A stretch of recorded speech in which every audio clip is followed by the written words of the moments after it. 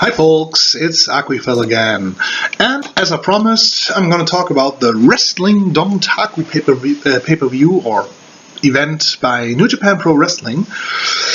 And well, one of the most important things that was announced during the intermission, the guys who will compete for the best of the Super Juniors or in the best of the Super Juniors tournament. I've already talked about them. So, I'm gonna focus on Wrestling Dontaku now. Well, the first match, Bullet Club, Bad Luck Fale, and Jojiro Takahashi versus Captain New Japan and Juice Robinson in the review for the, here are my notes again, for the Invasion Attack pay-per-view. I already criticized that it was a rather short match. Well, this match was even shorter, because Juice Robinson, he's not the biggest name, and Captain New Japan is an absolute undercarder, and fills in multi-man tag matches if there's one person missing, so they defeated him rather quickly, and yeah, well, I think they want to show the dominance of the Bullet Club in the undercard, or especially in the undercard with Bad Luck Fale and Jojiro Takahashi not doing much much else right now. And well, okay, as long as they beat not too important guys, I can live with that, because Takahashi is quite decent, but Bad Luck Fale, he's not my kind of wrestler. So, second match is an 8-man tag team match between Chaos, represented by Gero, Katsushi Sakuraba, Will Ospreay, and Yoshihashi. And they defeated David Finlay, Jay White, Ryosuke Taguchi, and Tiger Mask. And yeah, I can only repeat myself. These multi-man tag matches in the undercard, they're almost always the same. You get 6 to 10 people on the card who otherwise probably wouldn't be on it, and they can all show a little bit of what they can do, but well, always helps to give guys like David Finlay, Jay White some screen time so people know who they are. But in the end, they always are more or less the same. It's decent, nothing really worth watching, but well, in the end, Ospreay and Finlay, they could showcase a little bit of their skills, and especially for Ospreay, who is contracted or under contract with New Japan right after his debut. Something not many, especially not many American or European wrestlers really can take pride in, because it doesn't happen that often. So, well, Ospreay can show a little bit of what he can do, and hopefully, yeah, they'll push him more and put him in more important matches than this, well, filler match to get to smooth into the pay-per-view or the event. But if you have seen one of these matches, you've seen probably almost every one of them. But well, in the end, you can't have a card just full of highlights, so it's okay to have such a match, but you haven't missed anything if you haven't watched it. The next match, and here the more important matches start, is the IWGP Junior Tag Team Title match between Roppongi Vice, who took the belts from their opponents Matt Sydal and Ricochet at Invasion Attack, and it's a classic rematch.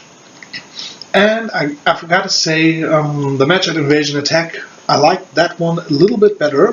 It was more spectacular, more drama in it, and yeah, this match was a little bit more of the same. Was a good match, was entertaining to watch, but didn't add much to it. It didn't involve anything really new between those two teams, so yeah.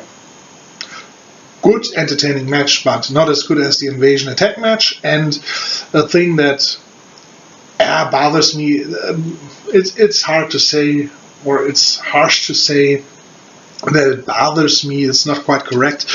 It doesn't bother me that Matsuda and Ricochet won the title back in their rematch, but these constant title changes don't really help a title.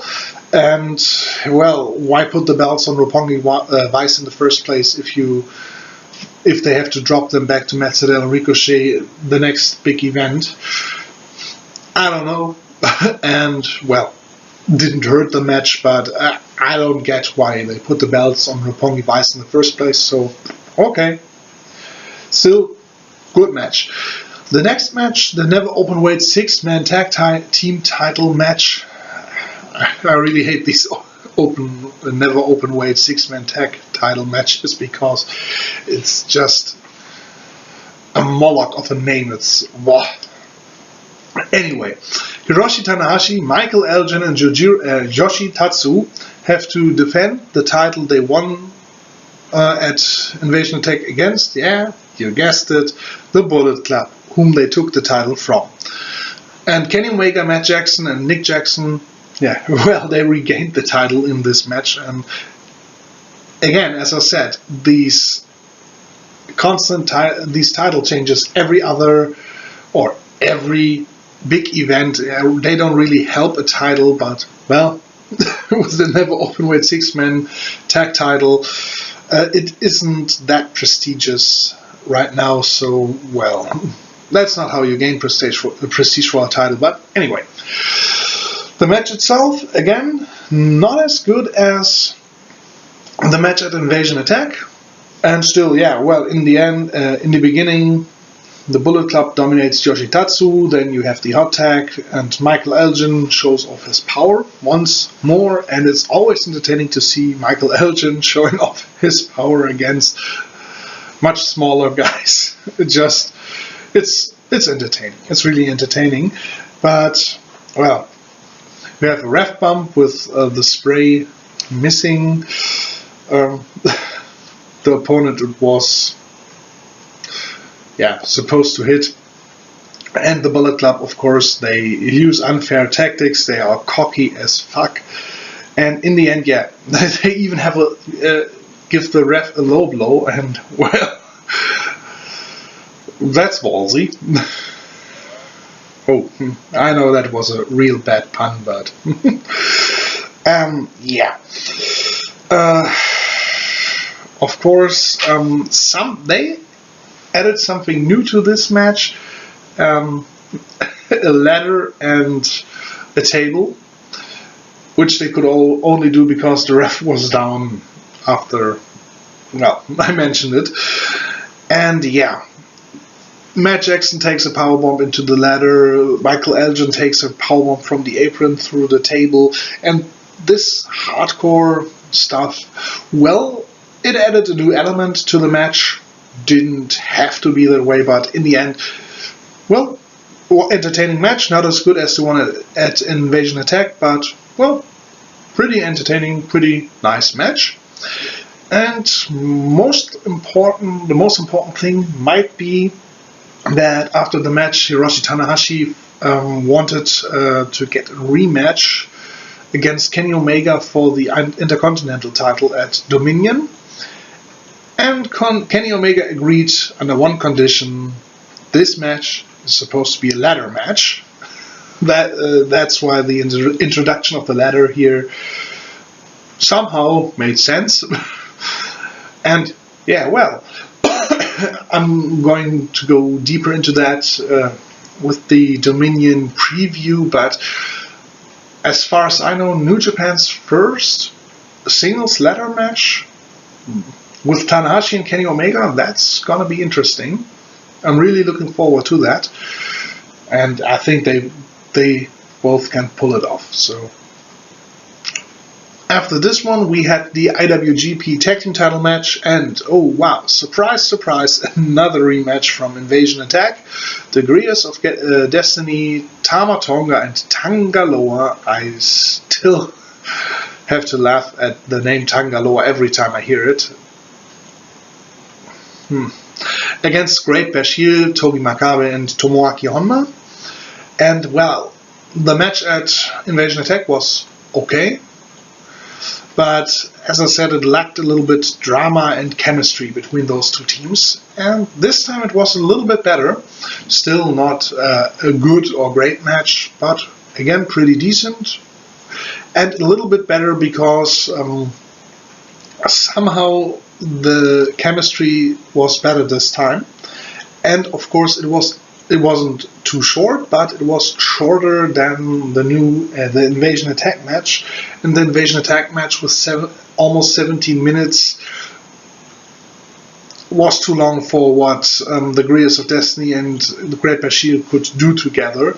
So this time around, with about 5 minutes less, it worked. It was smoother, it was crispier, so decent match, but well, the Guerrillas of Destiny is somehow I don't see them pulling off classics with other teams for the IWGP Tag Team title. At least not yet. We all know how some guys really evolved in New Japan. I mean, look at Doc Gallows or Lord Tensai, as he's now called in WWE, Prince Albert. They really grew in New Japan, and hopefully that will happen for Tangalore or Camacho too. So we'll see what the future holds in stock for us. Next match was the Never Openweight title match between Katsuyori Shibata and Yuji Nagata. And, well, we had Shibata win against Hiroyoshi Tenzan at Invasion Attack.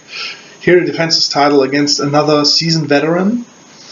And I think the change in styles will help the Never Openweight title, because Shibata in the end lost after he provoked Yuji Nagata a lot of times during the match, showed some disrespect. And of course Nagata as in Germany you would say alter Hase, as a seasoned veteran with the more shoot-oriented style. And yeah, well, we have Shibata, who is a young guy, still young guy, who really pulls the shoot style off. He kicks the crap out of his opponents. And well, with Shibata as the Never Openweight champion, we're bound to see lots of matches where he kicks the shit out of his opponents, especially if you have opponents who still can take this level of stiffness. Nagata, to some extent, can, but him winning the title, well, should benefit the title, because the style Nagata will go with his opponents is a little bit different than what Shibata does. So that's going to be interesting. And well, the match itself, you have the young guy, a little bit disrespectful to the seasoned veteran who has who so to speak preceded his style. Without the stuff Nagata did and does, a guy like Shibata probably wouldn't have his style the way he does. So, well, that's kind of a clash of generations, and that really works. Of course, in the end, the finish sequence is great. It's that way almost every single time in a New Japan title match. They know how to pull those finish sequences off. And yeah, it's a short, crispy fight with about 12 minutes. It's not a second too long, not a second too short. It's just nice match. It's a real nice match. Not a match of the year candidate, but entertaining, fun to watch, and with Nagata as a new champion, it can really further the prestige of the title. Next match is the IWGP Junior Heavyweight title match between Kushida, the champion, and Jushin Thunder Liger. And I mentioned that in the preview for the Best of the Super Juniors tournament. Liger Jushin Thunder Liger is a legend in Japan, and New Japan especially. And I've always loved to see him in the late 80s, early 90s, whether it was in WCW or in New Japan. So he really, really knows what he does. And yeah, of course, what he still can do much of the stuff he did back in the days, he still can do. Of course, that's looking at guys like Will Ospreay or Matt Sydal, Ricochet. That's not as spectacular as it used to be, but he laid much of the groundwork, and he still can go. Unlike other seasoned veterans who step in the ring or who went into the ring a lot of times after they should have retired. For example, Ric Flair, Hulk Hogan, or Sting. Most of the last matches, I wish they wouldn't have done those. Because, well, I mean, we had I don't want to tell you crap here, but I think in TNA in 2011, or was it 2012? I don't really recall. We had a Sting versus Hulk Hogan match, and, well, Hulk Hogan couldn't go at that time. Sting, So Jushin Thunder Liger still can go, and he can still be put into matches of importance, not only because of his name, but because he still can wrestle. And he still can pull off a good match. And that's what we had here. We had a nice junior match by the books. Kushida with his technique, Jushin Thunder Liger with technical wrestling, and of course a little bit high flying, because they represented what junior heavyweight wrestling is all about. Not only about the high flying.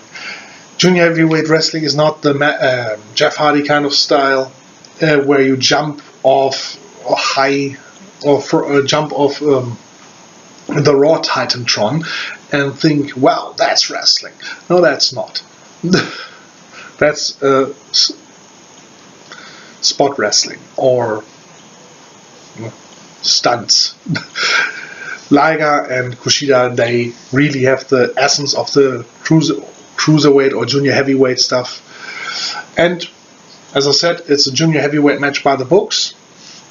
It's got technique, high flying, a little bit of drama. So cool match, very cool match, highly entertaining, and it shows why I said in the New Japan Best of the Super Juniors preview, why I think that Liger might even be able to go into the finals, because I see two possible scenarios. First of all, Kushida wins in Block A, and yeah, well, Kushida winning 2 times in a row, I don't know about that, but Kushida against Ospreay again, and Ospreay wins and thus gets another title shot, and you have these, they would be 1-1, and yeah, that would be interesting, and it would push Ospreay. The other scenario I can see, maybe not Ospreay against Bushi, but Jushin Thunder Liger against Bushi, because Bushi, he needs an opponent with a huge name, because Bushi versus Will Ospreay, I'm sure they would put on a great match, but possibly Liger on paper would mean more as an opponent, and thus help the Ingobernables and Bushi even more. So I don't know how it's going to play out. I don't really care how it's going to play out. I'm sure it will be great. Anyway, Jushin Thunder Liger still can go. He proved that in this match once more. And, well, I'm happy to see a lot of him during the Best of the Super Juniors. So, moving on to a non-title match, because none of these two is a champion as of now, or at the moment. Evil versus Hiroki Goto, and well, yeah, they were involved in a tag team match and Invasion Attack, And yeah, as I said, the Ingobernables still need to pull off victories in order to really solidify their status in New Japan.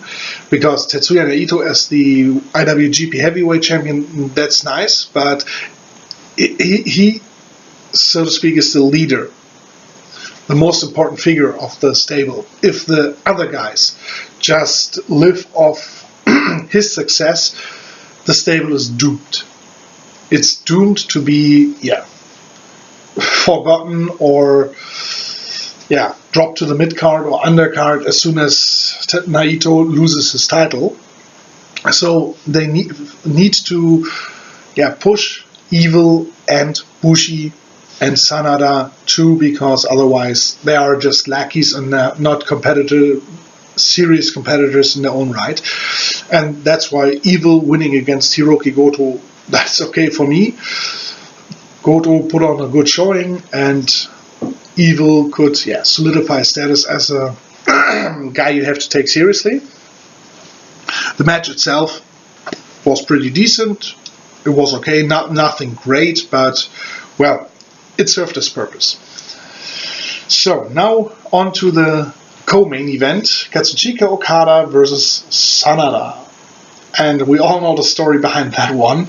Sanada made his first appearance, or made his debut at Invasion Attack, joining Los Ingobernables de Japón, costing Kazuchika Okada the title. At least interfering on Naito's behalf, and thus at least not helping Okada defend the title. So, of course, he was out for revenge. And very heated beginning, where it really showed that Okada wasn't too fond of Sanada interfering. And he gets a tombstone piledriver outside of the ring, and Sanada tries to force his pace on Kazuchika Okada. And it's very simple and very effective. There's not much of there's no huge story behind all of it, what they do in the ring, because it's obvious. Okada wants revenge, and Sanada needs to control the pace in order to not get suddenly knocked loopy by Okada, who of course is a little bit angry. So it's simple, it's effective, and of course with these two, Okada, one of the best in the world, alongside Shinsuke Nakamura and Hiroshi Tanahashi, and AJ Styles. So obviously the wrestling in this match, especially as Sanada is no greenhorn either, he knows what he does too. So of course the wrestling in the match, there's not a single thing you can criticize about that. It was very, very good. The story helped it even more, and in the end he had a nice finish sequence, a lot of back and forth and counters, and of course in the end Okada got his win and a little bit of his revenge. I mean, the biggest revenge he can get on Sanada is winning the title back from Naito. But that's we'll see that at Dominion if he really can get his title back. This match, second best match of the night, and great match. The best match of the night, the IWGP World Heavyweight title, and I'm gonna say it, I know the Meltzer ratings for this, and this time I finally can agree with Meltzer on something. The 4.5 stars for the main event, that's totally fine with me. I would have rated the match the same way. But first of all, let's talk about the match. The build-up in the match starts rather slow, and in some reviews I've read that they had great battles at the G1 Climax and much faster pace and and of course, if you have a 15 or 20 minute match, you can pace yourself completely differently than you have in a 30-minute match, and the G1 climax. Of course, the stakes are high, but yeah, let's be honest here. If you lose in a G1 climax, if you lose one match, well, you have a lot of other matches where you can make up for that. If you lose, and I mean, especially Tomohiro Ishii, if he loses the title, loses against Naito because he storms into him like, "Whoa, I'm gonna beat you up, I'm gonna defeat you quickly," and suddenly, I mean, we all know that's not gonna happen, but he storms into him, Naito rolls him up quickly, and 1, 2, 3. How many title shots Ishii gets a year for the IWGP Heavyweight title? Not many. So of course he paces himself differently in such a match, in a match of such importance, because he doesn't want to lose his probably once in a lifetime chance of getting the title. So of course the pace is different than in a G1 block match. So the slow build plays into the psychology. It makes sense. In a huge title match, a slow build up always makes sense. And yeah, as soon as Ishii drop kicks Naito's leg, he has found the weakness he can really go after. So of course he goes after Naito's leg, and we all know Ishii, if he goes after a part of your body, that's not going to be nice. On the other hand, the Los Ingobernables de Japón, of course, interfere on Naito's behalf, and there are some cheap shots. There's a ref bump with there's a ref bump, and Evil gets involved with a chair. Okada and Gedo, who are at ringside helping their Chaos stablemate against Naito and his army of people who don't give a fuck how they win. They can even the score a little bit, even the chances, but Ishii has Naito in a submission hold, and he is so close to winning, and of course then Okada and Gedo fail. And the Ingobernables free Naito and save his ass. After that, Sanada and Evil are pulled backstage by Okada and Gedo so that Ishii and Naito can have a fair one-on-one match. Well, we all know how that's gonna end, because it awesome finish sequence. The last minutes are really what the persons who criticized the slow build-up were looking for. So there we have it. And in the end, of course, Naito wins. But Ishii got his chance. So he can really stand tall after that one, because it was a great match. I wouldn't, depending on what comes in the next months, wouldn't say a match of the year candidate, but great match, awesome match. Again, simple but effective. We have both guys starting a little bit slower because the stakes are high, and as soon as Ishii has found the weakness he really can prey on, he does. And Naito still is in the match because first of all the Ingobernables interfere on his behalf, and he's no slouch either. And that's the most important thing, where the booking in New Japan, where I like the booking in New Japan and I don't like the booking in WWE. The Ingobernables interfere on Naito's behalf, but I mean, you can see it's not like he would lose instantly if they didn't. That's the great thing in WWE. If you have a stable behind you and they interfere on your behalf, you most likely just win because the guys interfere on your behalf, and it always ends with the interference, and it's not the interference and then there's still 5 minutes of great wrestling in which it could go either way. Or you have a Superman who just pounds every guy, which is boring. Anyway, Wrestling Dontaku, again, great event. as we all know from New Japan, as is almost every of the big events is great, so you know what I'm aiming at. Watch it, give New Japan a chance, get New Japan World.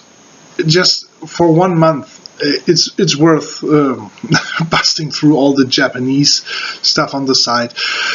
They have English commentary, so for those who don't want to hear the Japanese commentary, there's English commentary. Watch it, it's a great alternative to WWE. And, well, talking about WWE, next thing I'm going to do is a preview for Extreme Rules, which will be held this week, or next weekend, this weekend, however you want to call it, on Sunday, the 22nd of May. And, well, it's going to be interesting. Hopefully they don't screw it up by bullshit booking. So, hopefully you'll tune in and listen to my predictions and what I think about the storylines. And so long.